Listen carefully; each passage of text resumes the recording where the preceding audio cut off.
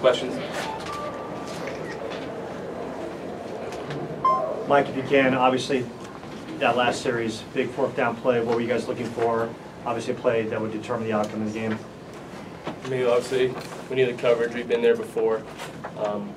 You know, kind of a third and 13 type of deal. We sent a lot of guys vertical.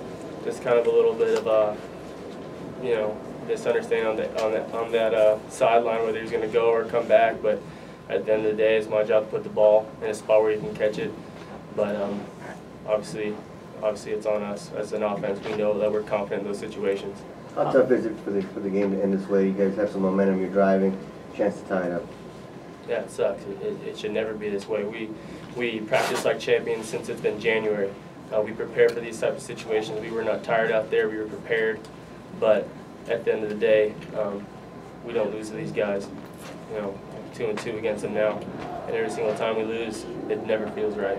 So on that bus home, next time this team, these young guys come down there, they'll get it done down here. The next year we'll get it done.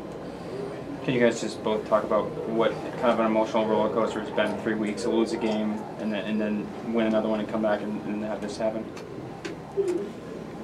Yeah, obviously, you know, winning November isn't easy. It's what defines a champion. So, you know, after that loss at Oregon State, we move on. We have a great strength coach, and he sets a tempo for us on Sundays to know that it's the next week, and we moved on, and we did. But, you know, they were the better team today. They made more plays than we did. We turned the ball over. It's unacceptable as a quarterback to turn the ball over, especially in the fourth quarter. But it doesn't matter. Week to week, we're ready, and we didn't break the rock this week. Damaris, what were they doing on the ground that might have confused you guys in the second half? Nick Wilson, obviously a big game.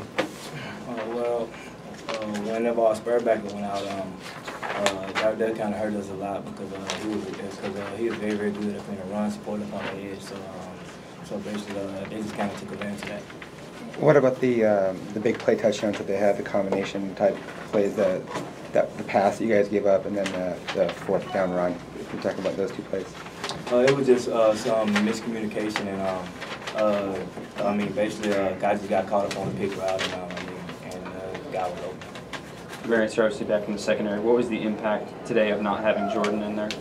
Oh, it was. I mean, James played very, very well, but I mean, just the Jordan and his leadership. That's just something totally different. And I mean, but James played very, very well today. With just the bowl game remaining, could both of you give an evaluation of how you thought the regular season went?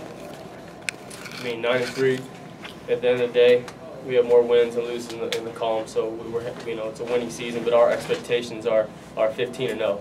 So, you know, I'm not going to say it's a letdown, but we know that we could have achieved more, especially with the outcome of the game over there in Los Angeles. But, you know, we're going to rise up because we're champions, arm in arm. We're going to get back together. Come Sunday, we'll make good decisions for the next couple of weeks as a team because that's how we're trained.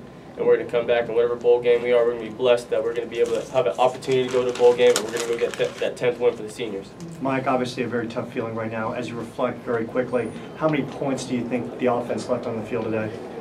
I mean, well, our expectations every time we touch the ball that we're gonna go score, and so it's tough to think. Obviously, they made some plays on defense. I mean, there's scholarship guys over there too making plays, but at the end of the day, it's all about not turning the football over. So, you know, if we don't do that, we probably could have had 21 points or more.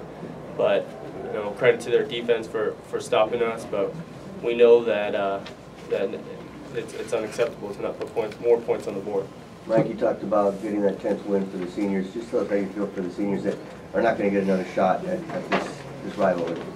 Yeah, I mean, it's the ultimate bitter taste in your mouth for the rest of your lives. I mean, you want to create memories, especially down here, winning in dramatic fashion.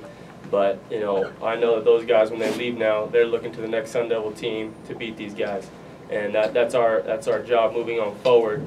But I love the seniors. Each one of them. I've been here with pretty much all of them, and I've seen how much blood, sweat, and tears they put into this community, to this school, in every way. So we'll get it done in the years to come against these guys. Mike, I'm sure you may have answered this already, but did they talk to you at halftime about possibly going in, or what kind of warning did they give you before you went in? I mean, I'm always ready on the sideline. I mean, I believe it was the end of the third quarter. They called my number, and all I had to do is go in there and move the chains. That's what my expectation is, and that's what I try to do. But whatever the circumstances is, some people have bad days. You know, I love Taylor. I've been with that kid for 4 years. I would have the most respect for him and the entire team. We've been weight room buddies, you know, study buddies. We have school together every single day, and you know, if the opportunity called for him to go out and for me to come in, I just need to do my job. What's your expectation for the next game? Do you think it could be Taylor Kelly back in? Yeah, absolutely. I mean, he's been here. He's led this football team under center for the last 3 years, and you know, obviously, whatever the coaches do, that's their decision. But I know I have the utmost respect for him because I know what he does for this program and the team captain. I mean, he has a C on his chest for a reason, and because he didn't have a perfect day today, that doesn't mean that he's not deserving of his last game in the Sun Devil uniform. What was Coach's message to you and Taylor when you subbed in? You know, like he always says, on the ball, get points on the board, we're going to go win this game. And that's all I did. There's no time to think about the circumstances when that type of stuff happens. I just had to go in there and get this team going in the right direction, and I tried my best. Obviously, we fell short, and it's unacceptable. I'm always going to put it on my shoulders because I know that fourth down conversion, if we had it again, we'll go get it. But as of right now, you know, it's just a bitter taste in our mouth. Had you warmed up on the sideline prior to going in? What's that? Had you warmed up on the sideline? Yeah, briefly. I mean, it doesn't really matter at the end of the day. You know, once you get in there, your adrenaline gets going and you're warm. Anything else? Thank you.